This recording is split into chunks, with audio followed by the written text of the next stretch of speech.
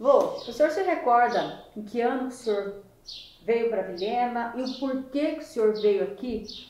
Foi em 62, maio de 62. Era o seguinte, naquele tempo a FAB tinha diversas linhas do Correio Aéreo Nacional. Percorria, saía do Rio de Janeiro, aqui, por exemplo, não aqui, mas aqui ao lado, no lado de Forte Príncipe da Beira, passavam 4 linhas do Correio Aéreo Nacional. Então, aqui veio a Camargo Correia para construir a estrada em 60. Em 62, eles iam voltar para cá para alargar a estrada. Então, foi quando eu vim para cá para ativar o núcleo de proteção ao voo da FAB para poder os aviões passarem por aqui. Porque os aviões não passavam por aqui. Entre Porto Velho e Cuiabá, eles passavam lá pelo lado do Guaporé, né? Então, depois que eu vim para cá, de maio, a Camargo Correia voltou para cá. Eu vim para cá, fui morar numa casa que estava no acampamento da Camargo Correia. E aí, a Camargo Correia voltou, eu vim para ativar o núcleo de proteção ao voo, o rádio farol da FAB. Foi quando, logo depois, o tenente da aeronáutica veio, mandou limpar uma área para fazer o núcleo, né, que é hoje ali em frente ao Cinta Larga. Ali ele mandou limpar uns 500 metros ali, e é onde nós construímos o núcleo, né? Para isso, mandamos vir os funcionários, pedreiros e todo para trabalhar, os peões, para fazer o núcleo de proteção ao voo, lá onde está hoje a área militar, que está escrito lá. Ali era a pista era ali. A pista era ali. E a pista foi feita para um avião da Presidência da República pousar para inaugurar a estrada, né? Que é a BR-364. Isso. Então, o dia que eu vim para cá, ali não morava ninguém. Então, o avião desse dia, ele abriram só o lado para me descer, pararam o motor daquele lado, abriram só o lado, eu peguei a minha mala, botaram a escadinha, eu desci, aí eles recolheram a escadinha, fecharam e foram de novo para rumo a Porto Velho, né? E o senhor, antes de vir para Vilhena, o senhor trabalhava em qual cidade? Hein? Antes de vir para Vilhena, o senhor trabalhava em qual cidade? Não, o seguinte, eu fiz concurso para a Escola de Especialistas de Aeronáutica na base aérea de Porto Velho, de Belo Horizonte, base aérea de Belo Horizonte.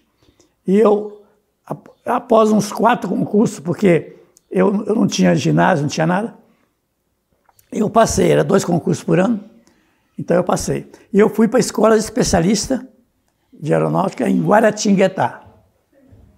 Fiquei 2 anos, me formei em Guaratinguetá, né, em 59, fim de 59, e fui para o Rio de Janeiro. Do Rio de Janeiro, eu fui destacado para Cachimbo, no sul do Pará.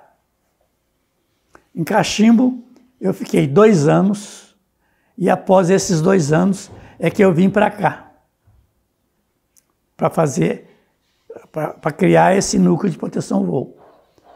E eu fiquei aqui, eu trabalhei aqui 23 anos, antes de ir para a reserva, né? E então, quando eu cheguei aqui, ali em Vilhena não tinha lugar para ficar. Tinha só uma casa no acampamento da Camargo Correia. Não tinha residência? Aí não tinha ninguém. Só tinha a família que morava aqui, era a família do Marciano, o índio, que tomava conta do telégrafo. Do telégrafo. O senhor lembra, quando a gente fala da sua vinda para cá, no primeiro dia, o que o senhor se recorda quando o senhor desceu aqui no solo vilenense? Como é que foi pisar em solo, quando o senhor olhou e viu que não tinha nada? Qual foi a sensação do senhor, quando o senhor olhou assim e falou, peraí? Não, eu já tinha esse... eu gostava sempre de servir nesses locais, né?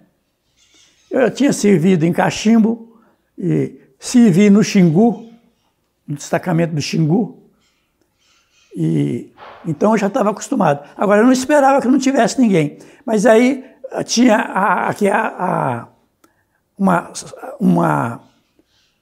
uns elementos que eram do DNR, Comissão de Fiscalização de Construção de Estrada, o DNR. Então, eles que mandaram uma pessoa lá, e a pessoa, então, falou comigo se eu queria receber alimento lá, ou se eu queria fazer em casa. Então eu vi, tinha fogão, tinha tudo lá, eu pedi a eles mandaram alimento para mim, eu fazia em casa. Porque não tinha mercearia, não tinha nada. E eu logo em seguida, através da estação lá, a estação do DNR, eu passei telegrama, rádio para a FAB, para a diretoria de rotas aéreas, para eles mandarem o técnico de eletrônica e o técnico de motores para poder botar o rádio farol em coisa. Logo, esses técnicos vieram e eu estava cozinhando lá mesmo, na casa, né? E aí veio o tenente, viu o lugar que ele ia fazer o destacamento, e aí começou a chegar os que iam trabalhar lá. Tudo começou com esse pessoal, conosco, da FAB, e o pessoal que ia trabalhar na FAB. Chegou ao ponto de ter 30 funcionários. Aí começaram a construção de algumas casas, esses próprios moradores? Sim, aí nós fizemos as casas fizemos as casas de madeira, né, de pau, lá onde a gente ia fazer a aeronáutica. E começamos a fazer. Aí veio caminhão, caçamba da FAB, os construtores, tudo vieram e nós começamos a fazer. Tudo, as primeiras casas de alvenaria que tem aqui em Vilhena, que estão lá até hoje. Eram 3 casas e a estação a estação da FAB como é que chama? A estação de radiotelegrafia e também dos de proteção, como é que chama? CIPAM? Não é CIPAM, não, né? Não, era o pessoal que observava, fazia o boletim do tempo, né? E começou, assim começou. Começou as pessoas fazerem casa ali do lado da estrada. Como aqui era meio do caminho entre Porto Velho e Cuiabá, as pessoas começaram a fazer casa ali. E começou a passar caminhões, né? Daí paravam aqui, fizeram pensão, essas coisas para a pessoa. E como aqui era o meio do caminho, os aviões da FAB, depois que o tenente veio e ativou o rádio farol, começaram a pousar aqui as linhas do Correio Aéreo Nacional. As linhas do Correio Aéreo Nacional eram saindo do Rio de Janeiro, iam para a linha do Acre, naquele tempo não tinha estrada, né? E tinha também a linha de Boa Vista, que passavam também por aqui. Passavam 4 aviões por mês. Aí o tenente encarregado de combustível de São Paulo mandou para cá um cabo para abastecer avião e os tambores e uma maquininha para abastecer avião. Os aviões passaram a pousar aqui 4 aviões por mês. Então a gente pode dizer que Vilhena começou, na verdade, a ideia de criar, foi um ponto de apoio, então, na verdade, e depois foi a população vindo para cá, aquelas pessoas da região do Paraná, e aí começaram a ganhar terras, foi aí que começou a vir para Vilhena? Começou o pessoal a passar, que a estrada abriu naquele tempo. Estava interrompida num trecho aí perto de Pimenta, né? Uhum. Mas durante o verão começou a passar carro, né? A Camargo Correia veio para cá em 62, que começou em 60. Mas em 62 ela veio para alargar a estrada, que eles fizeram a estrada com 8 metros. Viu que não dava, né? Aí botou para 2. Então ela começou a fazer. Com a vinda da Camargo Correia, também a VASP começou a pousar aqui. Que tinha naquele tempo linha de integração nacional. Os aviões que passavam nesses lugares, né? A VASP veio a partir de junho. A VASP, eu cheguei em maio. Chegou em VASP, começou a pousar aqui para dar apoio a Camargo Correia. E continuou a pousar aqui, até um certo ponto, né? E aí, ali, onde tinha, em frente o posto Cinta Larga ali, onde tinha, perto da onde como é que chama aquele representante de automóveis? Volks? Hein? Carevel? Carevel? Carevel. Ali onde está a Carevel, era por ali que os aviões encostavam, né? Em que ano que vocês inauguraram o farol? O rádio farol? Isso. No rádio farol já tinha um rádio farolzinho para dar apoio a aviões que vinham aqui, para dar apoio com a Camargo Correia. Com a Camargo Correia, como ela saiu naquele inverno, o rádio farol estava desativado. Então, com a volta, com a minha vinda para cá, o oficial da diretoria de rotas aéreas veio, ativou o rádio farol. E o rádio farol, daquela época até hoje, nunca parou de funcionar. Porque o equipamento era duplo. Se dava pane em um, a gente chamava o técnico e o outro estava funcionando. Tem algo daquela época que chamou a atenção, assim, que o senhor se recorda bastante? Ou há uma história bem peculiar, lembra que o senhor contou da história de que o senhor ligava o rádio, conseguiu salvar, né, um pessoal que errou a rota. Tem algo assim que o senhor poderia contar pra gente que marcou muito a história, o senhor como responsável pelo Rádio Farol? Tem um fato aqui que eu realmente não esqueci. Por quê?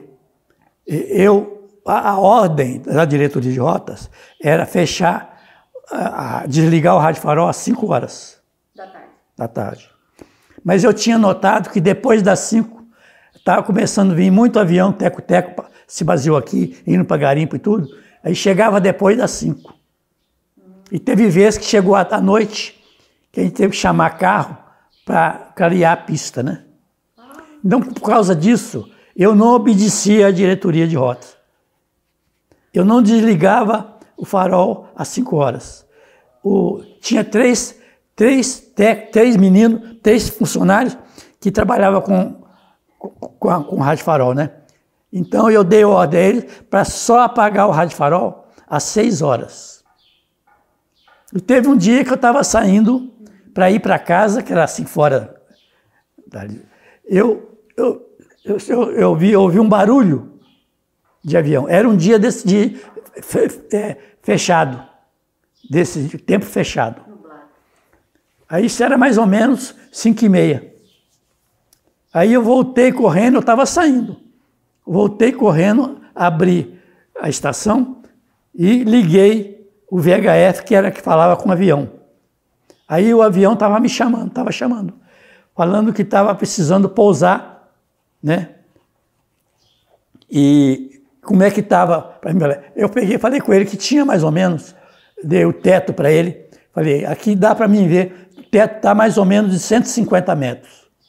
Então, ele, como o rádio farol estava ligado, ele fez o problema de descida e desceu, e viu a pista e desceu.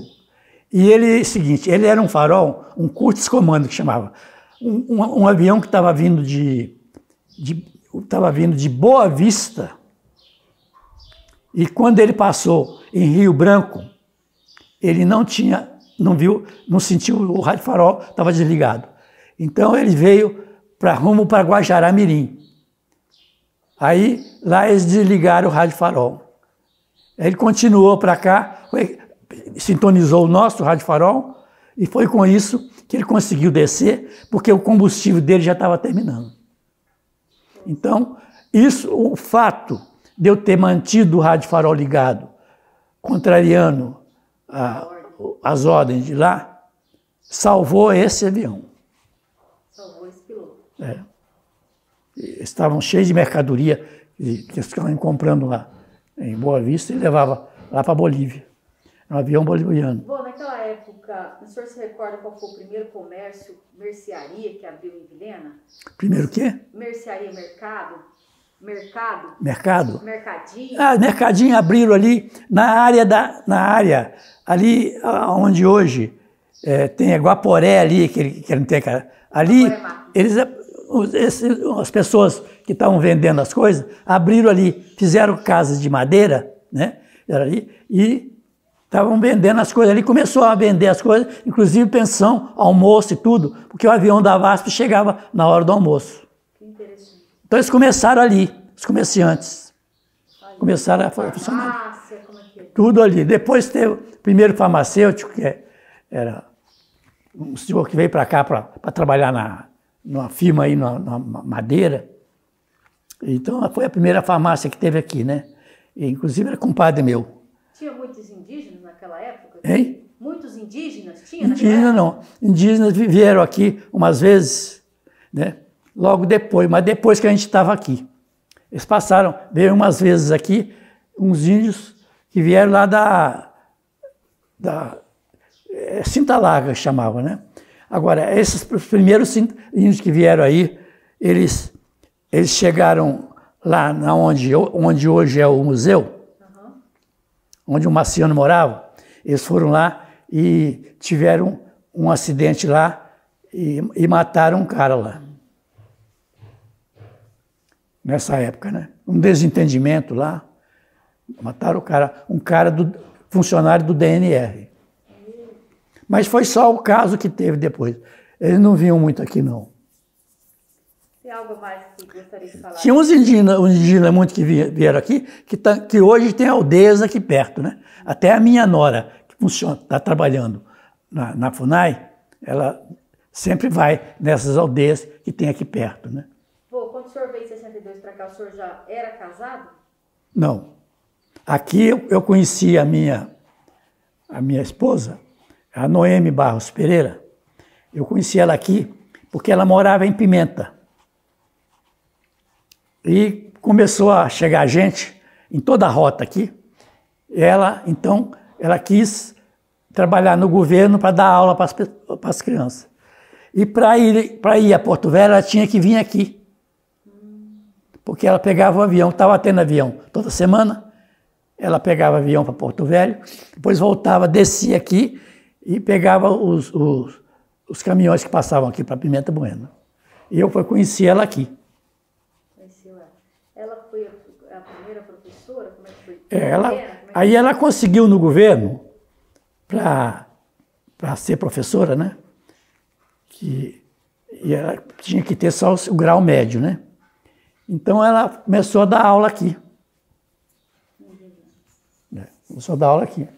E depois ela sempre trabalhou na CAERD, na Companhia de Águas, né? Aí ela quis mexer com aviação, acabou trazendo para cá os aviões, quando passou a ser avião a jato, né? Ela trouxe para cá. Então ela foi a primeira professora? Ela foi a primeira professora. As primeiras que veio um compadre para cá, um compadre meu, tinha muitos filhos, da família Fontinelli, né? E as filhas dele, que foram para a primeira escola, foi com ela. Ela começou a dar aula primeiro lá na FAB. A aula era na FAB? Lá na FAB. Lá que tinha um lugar. Uma turminha? Como é que foi? Hein? Como é que foi? Resolveram montar... ela veio para Vilhena porque conheceu o senhor, estavam namorando, ela veio para Vilhena por qual motivo? O senhor já era casado? Como é que era? Hein? Ela veio para Vilhena por qual motivo? Morar aqui? Isso depois que a gente se conheceu, ela veio ficar aqui comigo. Né? E então ela foi, como ela tinha, como o governo tinha nomeado ela para ficar aqui, ela começou a dar aula. Como não tinha escola, ela dava aula no destacamento da FAB. Tinha uma salinha lá, vô? Como é que era? Já tinha os prédios da FAB, né? O alojamento de tripulantes, a estação de rádio, né? E as casas. E ali é onde tinha o alojamento só quando o tripulante vinha, deu as primeiras aulas, né? Como é que era? As aulas eram todos os dias, uma vez na semana? Como é que era? Não, ela dava aula, você sabe que eu nem me lembro quanto a vez que ela dava, mas ela foi nomeada professora, então era só ela que dava aula, né? Uhum. Aí depois é que foi crescendo a cidade, foi coisa. A cidade começou a crescer logo, começou as pessoas a pararem aqui. Uhum. Aqui não tinha açougue. Então, vinha um caminhão de boi, vendia para um gaúcho, que nós chamávamos gaúcho açougueiro. Era meu compadre, ele falecido já. Então, ele comprava boi e matava. Passava o caminhão galinheiro, vendendo galinhas, passando por aqui. Uhum. Né? E os caminhões que vendiam as coisas, vinha de São Paulo, de Uberlândia, os caminhões vendendo as coisas diversas. Traziam, paravam aqui, começaram a fazer essa linha. Né? De onde eu trabalhava como telegrafista, eu sentado, eu era diferente para a estrada. Então eu comecei a ver todo o movimento. Então esses caminhões que vieram trazer gado, e caminhão galinheiro, foi passando o tempo, eles pararam, porque passou até aqui. Né? Aí com o tempo, passava caminhão para o sul, levando banana, por exemplo. As coisas com o tempo que foi tendo, né? O tempo foi passando. O senhor criou seus filhos, o senhor tem quantos filhos e todos foram criados aqui em Vilhena? Nasceram aqui? Meus filhos... Eles, na época que eu estava aqui, como não tinha, assim, escola com jeito e tudo, eu comecei a mandar, na época de fazer o primário, eu comecei a mandar meus filhos para Cuiabá e Belo Horizonte. Porque a VASP fazia linha aqui e fazia essas cidades. E como a minha esposa era representante da VASP, a gente tinha passagem. Então, os homens, eu mandei para Belo Horizonte, os mais velhos e tudo, fazer ginásio lá. Quando terminou o ginásio, eu descobri que eles podiam ir para o Colégio Militar de Manaus, que é um lugar que não tinha escola, não tinha recurso. Então, eu passei a mandar meus filhos, homens, para o Colégio Militar de Manaus. E as minhas duas filhas, elas ficaram com a minha cunhada, que morava em Cuiabá, as tias delas. Então eles ficaram estudando lá, com as minhas cunhadas de Cuiabá, que eu dou graças a Deus e agradeço muito que me ajudaram, né? Meu cunhado de Belo Horizonte e minha irmã de Belo Horizonte ajudaram com meus filhos, os homens. Quando terminou o ginásio, eles foram para o Colégio Militar de Manaus. Eu gostaria que o senhor falasse quantos filhos o senhor tem, né? E se todos nasceram em Vilhena, é isso?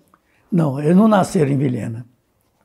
Como em Vilhena não tinha recursos, quando chegava a época que a Noemi ficava grávida, chegava na época dela, eu mandava para Porto Velho, que eu tinha médico, meu conhecido, que vinha aqui, conhecido médico lá Dr. Rachid, né? Lá de Porto Velho. Ou então ela ia para Cuiabá, que morava a esposa dele. E tem filho meu também que nasceu em Belo Horizonte.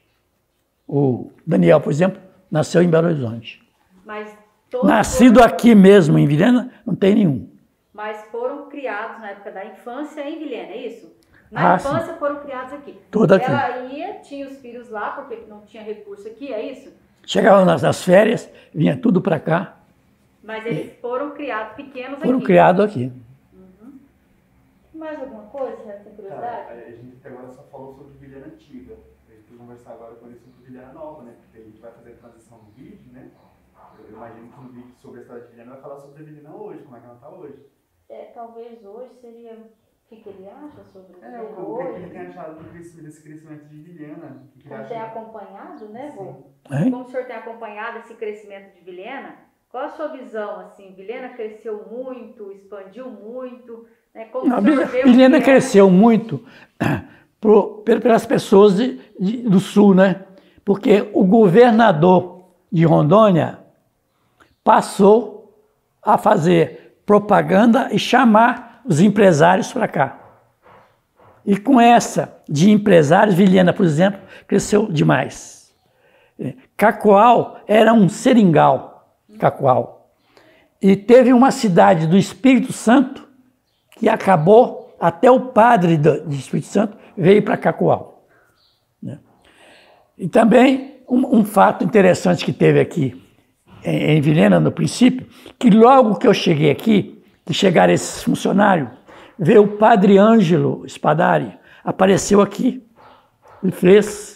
e passou a fazer, correr por aqui, né? E aí ele pediu aquela área lá, o governador deu para ele, ele passou a trabalhar aqui, padre Ângelo. Inclusive tem uma coisa que o padre Ângelo fez, logo que eu cheguei aqui, que eu nunca esqueci o que ele disse, e até hoje eu me lembro. Ele falou que a ignorância é a fonte de todos os males. Isso foi o padre Ângelo que disse, e eu não esqueci, que realmente é uma verdade, né? O senhor lembra da primeira igrejinha que foi construída? O senhor lembra da primeira igrejinha que foi construída aqui? Eu lembro. A primeira onde está aquela, hoje lá perto do Hospital Santa Helena, né? Ele pegou uma área grande e fez colégio, né? Isso tudo foi feito por ele. Tem algo que o senhor lembra mais, assim, que marcou a época? De alguma coisa? Visita de alguém famoso. Visita de algum famoso, alguma coisa que o senhor se recorda? Pessoas famosas? Alguma visita de Não, uma pessoa importante que marcou? A pessoa que eu achei muito importante para esse estado aqui foi o governador Teixeira, né? O governador que ele foi comandante do Colégio Militar em Manaus e veio para cá. E ele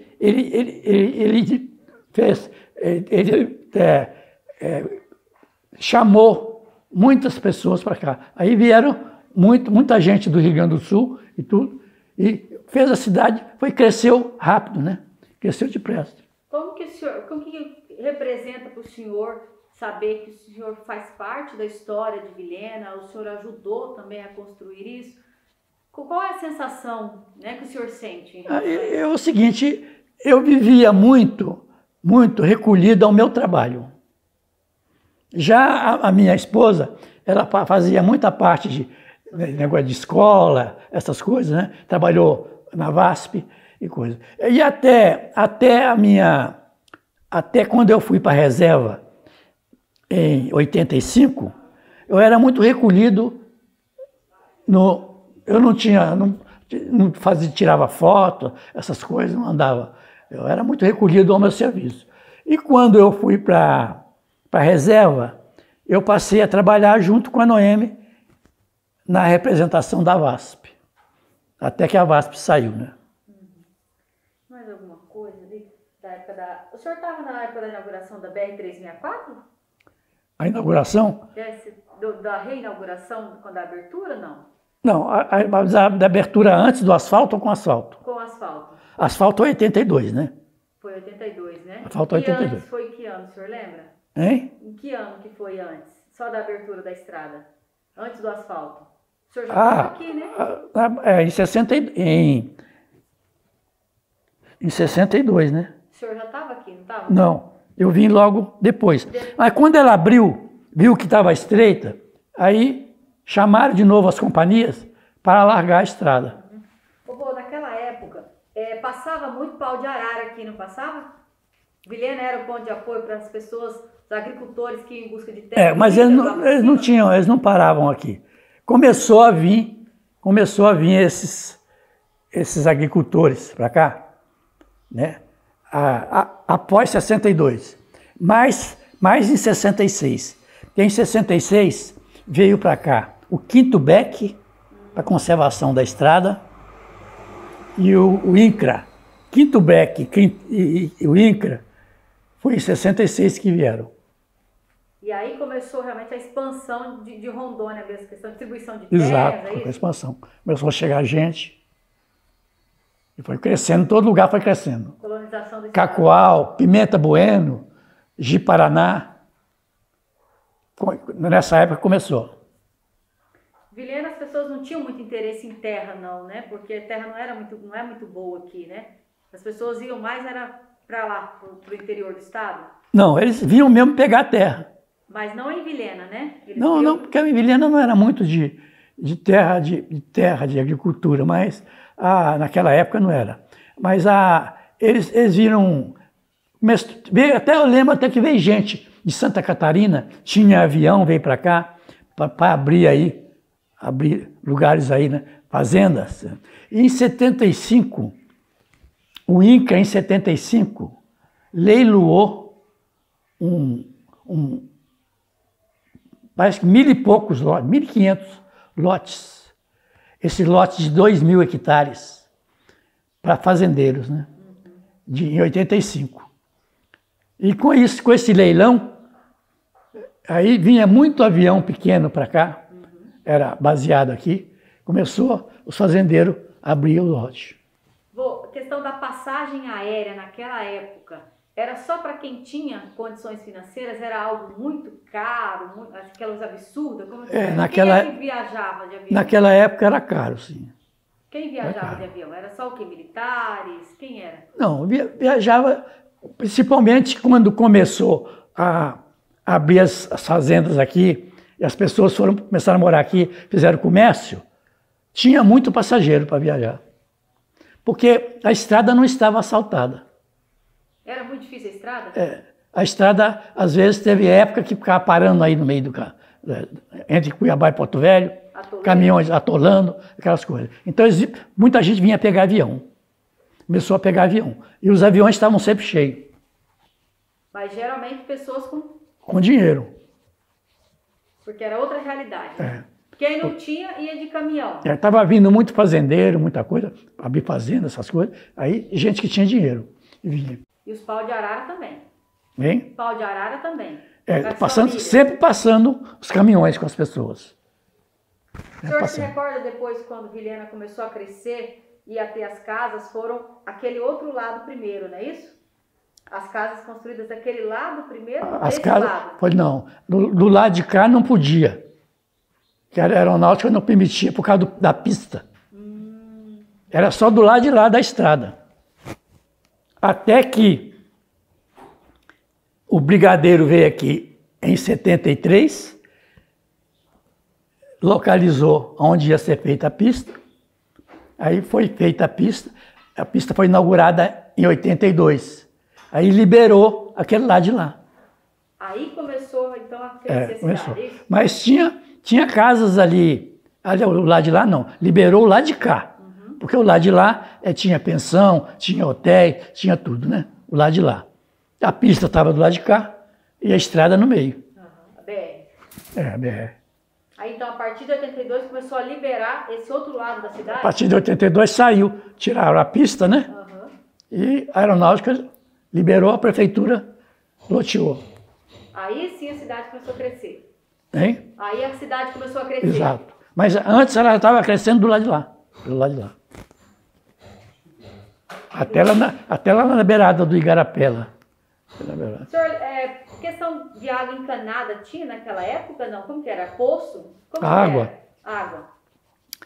No princípio, o caminhão da aeronáutica, depois de 5 horas, liberava para um cabo, botava aula, dava aula. Porque nós mandamos, eu e outros mandamos furar um poço, ali perto de onde é o Cinta Larga hoje, e furou 25 metros e não achou água. E aí? Então, a água a gente apanhava ali, perto de onde hoje está o museu. Não estão em Igarapé ali? O meu gasto. Ali no Melgaço. A gente apanhava água, a aeronáutica tinha caçamba, com 16 tambores, apanhava água. Depois a FAB fez uma encanação lá de baixo, lá do Igarapé, para a aeronáutica, né? Em Igarapé, do Pires de Sá. E aqui na cidade, o posto Cinta-Larga mandou fazer posto artesiano. Então, será que foi o primeiro poço artesiano? Será que foi o Cinta-Larga? Foi o Cinta-Larga que mandou fazer. E fornecia água para os caminhões vendiam para os outros. Água. Até que fizeram, a CAERJ mandou fazer encanar a água. O banho era de caneca? Como é que era? Banho? O banho, a gente botava chuveiro em casa, né? Cada casa botava o seu quem tinha, né? Aquele chuveiro que... A gente balde? Não, chuveiro, no caso da FAB, que foi a primeira casa, tinha todas as instalações, com caixa d'água, com tudo. Então, como eles encanaram a água para lá, né, era normal. Os outros na rua faziam, cada um fazia o seu sistema. E energia elétrica? Energia elétrica também o governo mandou colocar. Aí a energia... Quando o senhor chegou em 62, como que era a energia elétrica? Era motor? Não, a energia da FAB tinha 3 motores. A energia da FAB, a FAB tinha que ter energias para manter o rádio farol. Então a gente tinha energia até 11 horas da noite. Depois desligava o motor? Depois desligava o motor. Quando era 6 horas, ligava de novo. Isso na aeronáutica, né? Depois veio o motor para aqui, para a cidade, né? Aí tinha um horário, até uma certa hora da noite, que tinha energia. Aí essa dona Ângela vai poder falar, porque daí ela era comerciante. Aí essa parte dele, como ele trabalhou mais na área militar, você vai saber falar mais dessas coisas. Os órgãos que podia, eles tinham seus motores. O posto Cinta-Larga, né? Os órgãos tinham seus motores, antes de vir. Naquela época, o avião da FAB carregava quantos passageiros, a capacidade? Qual era o modelo do avião? O avião no modelo, o avião civil chamado DC-3 e na aeronáutica chamava C-47, esse tipo de avião que estava ali, era 28 passageiros. E também passava também aqui o Búfalo. O Búfalo pegava muito mais passageiro. Era um avião grande que passou a fazer aqui, quando eles estavam construindo Aripuanã, não tinha estrada. Então, as coisas vinham para aqui. E o Búfalo vinha uma vez por mês, apanhar as coisas e levar para Aripuanã. E aí, quando o Búfalo voltava para Campo Grande, aí vinha muito passageiro, começaram a levar. De tudo que o senhor viveu, né? Se o senhor pudesse hoje dizer algo, viveu bem a sua vida, de tudo que o senhor viveu, né? O senhor diria assim, de missão cumprida que o senhor fez, qual o conselho que o senhor daria para os jovens de hoje? Estudar. Porque eu naquele tempo, eu estava em roça com meu pai. Então, até 10 anos, eu não estava... Comecei a estudar com 10 anos. E isso que para mim foi tudo na vida. Quando eu tinha 10 anos, eu morava em Sabará, Minas Gerais. E tem uma rua chamada Rua da Cadeia. E quando eu tinha 10 anos, eu comecei a estudar lá em Sabará, eu saí de manhã assim, de casa, na rua, eu vi duas revistinhas assim, enroladas no chão. E eu apanhei. E era Vida Juvenil e Vida Infantil. E eu comecei a ler aquelas revistas. Até hoje eu não parei de ler. Foi que foi possível para mim ser o que eu sou, ter a aposentadoria que eu tenho, foi leitura. Né? Naquele tempo eu não precisava ter grau para entrar na aeronáutica. Entrei como soldado, estava estudando, aí fizeram... teve provas para evoluir, e eu fiz prova, passei. Então, para mim, o importante foi estudar. E eu nunca parei de ler desde essa época. Até hoje eu estou lendo. E aliás, hoje eu vou te dar um livro para você ler. Tá bom.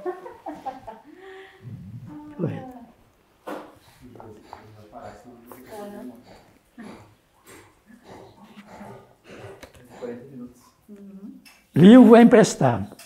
Livro, é emprestado? Eu sou espírita, mas eu não sou espírita de frequentar assim centro. Eu sou espírita de leitura. Então, tudo que eu sei muita coisa do que eu sei. O que eu vim, da onde eu vim, o que eu vim fazer aqui e para onde eu vou, eu sei da leitura. Aconselho todo mundo que puder a ler. Hoje a juventude não precisa mais 7 anos para estudar, né? Já começa com 3 anos, 4 anos, né? Verdade. Então, é muito bom. Valeu a pena tudo ter vivido até aqui, vô? Valeu muito porque eu fiquei nesse lugar aqui por causa do clima, né? O clima aqui é muito bom. E as pessoas foram pessoas que vieram para cá de lugares evoluídos, né? E tudo. Foi muito bom eu ter vivido aqui. Tanto é que eu tenho um filho, Daniel, que ele era gerente do Banco do Brasil. E como gerente do Banco do Brasil tem um tempo para ficar, tem que sair, ele não quis sair daqui por causa que tinha a mãe dele aqui, os pais dele aqui e o clima daqui. Então ele saiu do banco. Agora você pensa bem, uma pessoa como eu, o que sentiu vendo o meu filho sair do emprego daquele. Felizmente... Porque ele não quis ser transferido, né? Hein? Porque ele não quis ser transferido. Ele não quis sair daqui. Ele ia ser transferido e o gerente, que era gerente do banco, antes dele, falou comigo que ele não ia para lá para ser gerente. Ele ia ser promovido a promotor, não sei de quê. E ele não quis, né? Ele não quis.